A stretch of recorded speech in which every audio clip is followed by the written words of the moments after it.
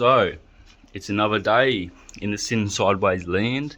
We are getting rid of another car. That is the plans. Craig's car. Haven't really been introduced to it. Not there'll be much point. When I was working at the mechanic shop where the white R31 got painted, you would have seen some footage in the shop there, and the L67 got built. When we had that shop, we had a work experience guy that come in, and then long story short, he's ended up buying a car, and we've left it here at the front of mine. I let him borrow a little bit of money for it because all these things went wrong and these extra overhead costs came up. Like someone had to pay for it, so I just had to, take the sacrifice and pay for it. But now I'm getting a little bit of that money, not much, it's only $600, but I'm getting that back, so that money can go into a steering rack for the red ute, so we can move that around, and then the driveway won't be blocked off anymore, so we'll start being able to move cars around the yard and actually get work done. I think you would have actually seen this car anyway, but we're getting rid of it. Craig's car's going, so that's about to go on a tow truck. He's getting $4,000 for it, which is pretty much what he paid for it. He paid I think $3.5, but it cost $1,000 to get it towed here, so I owed him I swear it was just shy, it was 4.4 grand or something. So he's getting $4 for it.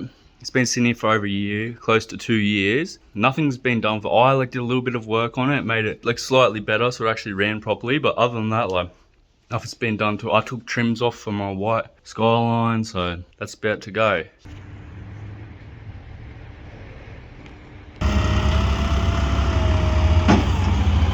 Bro, that towie is a full professional.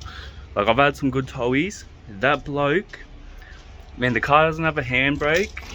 The brakes don't work properly. It's sketchy as. This bloke, dead set, just got in it and was driving it, and he's operating his tow truck tilt tray while he's changing gears, driving the car, and he reverses it up onto the tray while it's on an angle while it's got no brakes. And I don't know how he did. He's operating the tray and he's reversed it onto the tray with no brakes on the hill, and then he starts tilting the tray flat while the car's, as soon as the front wheel gets on it, he starts tilting it up so it's not on a massive angle, and he turns the car off and has it in gear and holds itself, and bro, that guy was crazy. We just got a delivery tool trolley. So it's a Giants tool trolley. I've really come with a lot of nuts and bolts. Fully assembled now. I mean, not too bad for $57. So a very interesting artifact has just arrived in the mail, in the post, via Afterpay payments. $281. I negotiated the price with the seller. We now have a nice turbo manifold for RB30. That would suit a VL or in our case, R31 Skyline, the superior one.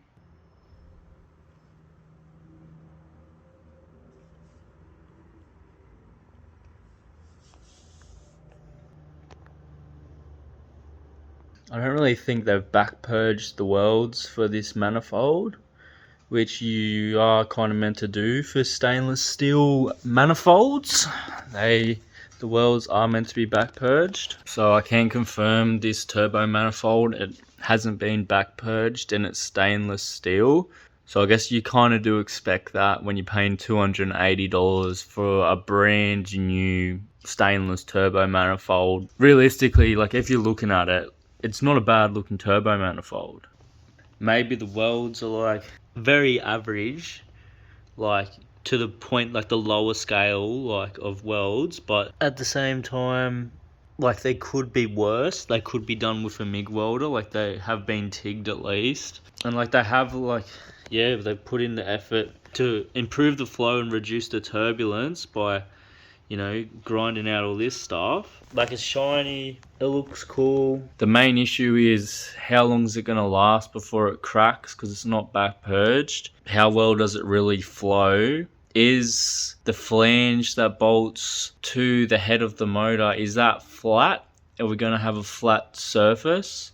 Or is it going to be slightly warped? That's a questionable, it could be an issue. But other than that, and the wastegate flange, it would have been nicer to have a V-band, I guess, and save me having to weld it myself and weld a V-band on. But Oh well. Yeah, for $280 you can't complain. Like, your next cheapest option for the RB30 is a VL factory turbo manifold. You can get them for about $450 for a kind of worse off one, $400, $450, and they kind of get up to about $500 to $600 for like a nice condition VL turbo manifold factory one. But then you can buy a brand new cast VL turbo manifold for about $900, $900, and that has 40% better flow than a factory one, and it's brand new recast. So there's that option. Or then you, since you're paying that much, if you want external gate, you've got Aeroflow ones that are about $1,000, $980. They look alright. It's a few other little brands, and then you got your 6-boost, so for about $1,200. So this for $280, they're like, it's not comparable to a 6-boost or Aeroflow one, but at the same time it's kind of designed the same way. It's still an external gate manifold. It is similarly designed. To be honest, it does actually have a benefit, is you don't have to weld on this part of the manifold. It actually comes pre-done. With the 6-boost and the Aeroflow, I believe you actually have to sort out the V-band yourself, or you can get it made to order. We'll put it to the test this China manifold along with the China turbo. They can work alright if they're used correctly and installed alright. So the turbo's been rotated slightly, just so it's not facing towards back of the head and the block. So you just get your circlip pliers, and there's a little circlip in there, and yeah, you squeeze it together, and then you can just freely spin your compressor housing. I really think I've kind of stuffed up here. In my attempt to have all these nice beautiful cars, or as you do, you buy heaps of cars because you want heaps of nice cool cars, and I like working on cars, but I've really stuffed up. Now, I don't know if it's just me getting old and I'm maturing and I'm becoming more aware and realizing, or what. Basically, man, I bought all these cars. I've got 12 cars, alright, which is cool, but I've stuffed up. I've bought too many cars. That's jeopardizing me working on other cars because I've got so many. It's like, which one do you start on? Now I've run into this problem. I've got so many cars that I've taken up all the room at my house that I can't actually work on the cars properly, and I've blocked them all in, so I can't actually sell them. Even if I want to sell some of these cars, I can't sell them because the whole house is blocked in, so I can't actually move any cars out. So what, there's 8 cars in the backyard, plus these 2, that makes it 10. I've got this red ute. It doesn't have the steering rack in it because I took it out to put it in the white Fairmont to sell it, which, yes, that worked, I made money, but I still have not bought I'm like, should I buy a new steering rack for the red ute, get it reconditioned, or get a second-hand one? Second-hand $150, reconditioned $280, brand new $420. So you'd think recondition the factory one's a good idea because then you got genuine parts and they're gonna last. New's good because everything's new, but most of the time it's actually Chinese, so it's not going to be as good as the reconditioned factory one. So I have the steering rack here, the factory one. I believe it's factory steering rack present. This ute is actually blocking the whole backyard, so nothing can get in and out of this driveway until that ute has a steering rack in it and can clear out the driveway. I want to try and sell that blue Corona wagon. I only ever bought it to harvest some manual parts off it. We want to try and sell this black Skyline. It's nearing completion. So what I'm really going to have to do is get this ute moving. Now I want to keep this ute, I don't want to sell it. So I want to try and get this moved somewhere, and then try and see if I can get cars moving back and forward. And then, just then maybe, we might be able to start making some serious progress because I'm going to have space to work on things. Now the carport. Cars could get painted a lot faster if they weren't in direct sunlight. Too bad there's a car with no tail shaft in it, sitting in the carport, unmovable. I really am going to have to try and work on getting all these cars mobile, and we can start moving some out and reduce the number of cars so that more progress can start happening. Because I've really shot myself in the foot here. But there is a pro. A lot of the cars have gone up in value, so I should actually make a bit of a profit at the same time as getting rid of all these cars. Looks like my dad's a bloody legend. He's ordered some air hoses on a reel. So that's what you want. Air hoses on a reel. So I have these bolts for the bracket for the air reel. So I'm thinking I might put it up there on the wall. See, I gotta find an SDS bit for my drill to drill in the concrete that's this wide. I think it looks like maybe 10 mil. I'll measure it. Alright, the 12 mil Dynabolts, I measured them with vernier calipers. I have a feeling I'm not actually gonna have a hard time finding an SDS drill bit. I just found one, and the first one I found, I swear is the right size. I'm going to go measure it.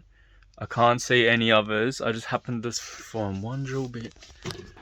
Alrighty, so we now have big airline installed. How good's that?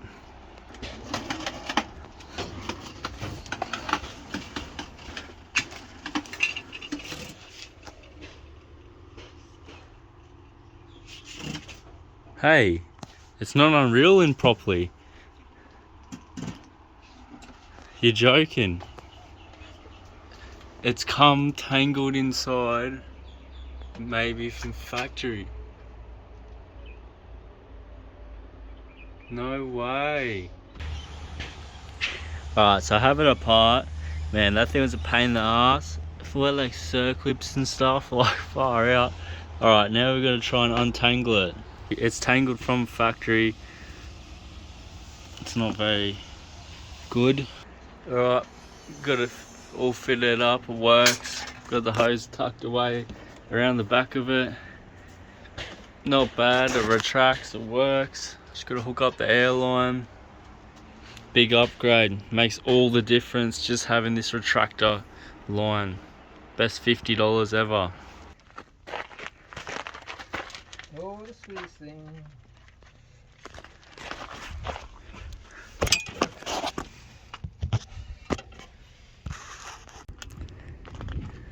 Okay, so I found an AU donor. So yeah, we're just gonna take off the sensor and take out the rack. The guy said he'll do me the rack for $90. Mainly just having trouble at the moment. Didn't bring an 18mm deep socket for the steering rack. It's all ready to come out. Just need to unbolt the 2 bolts holding it in. Didn't bring anything for it. Didn't really plan on pulling out any steering racks today, but we got it all going. We got a guard, the down pipe, and now a steering rack. Possibly why that one's still there. Yeah, that's exactly why this steering rack's still here, because it's fucking leaking. So it's ready to come out, but it's pissing out fluid. Gonna have to get another one.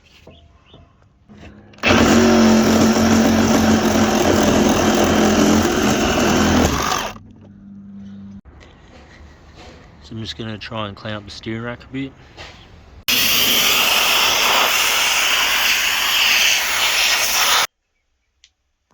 I have the new steering rack in the vise, just changing the boots on it. On one of the boots anyway. It's broken. Cleaned it up alright.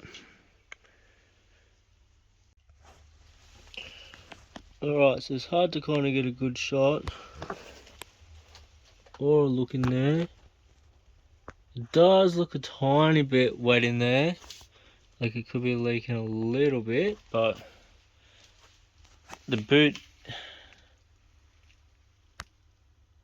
looks more greasy than oily, so it should be alright on that side. Then we got this side. Alright, so in the other side it looks kind of greasy, not really oily, so hopefully we haven't really got a leak in the rack end on this one. Should hopefully be alright. So I have my new boot off my old rack I pulled apart. Gonna stick that one on. Now with these, the outer tie rods, it seems to be common. It's about 18.5 turns they screw on.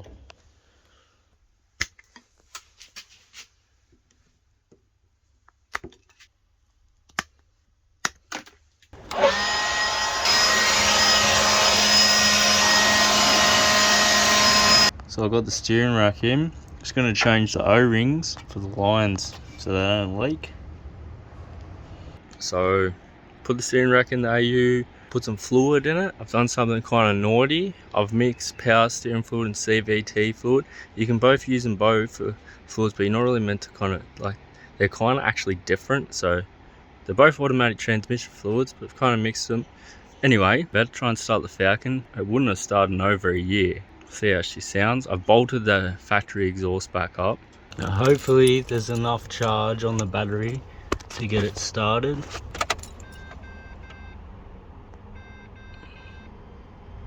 Jumper packs on. Wow. So I've had the battery on charge for probably about 2 hours. See if it makes any difference. She's not having it. Okay, so put the battery on charge for another 20 minutes or so. The charger's saying it's pretty much full. File down the battery terminal and put a jump pack on it. See if she goes. She's not liking it. Am I even getting power on the dash now?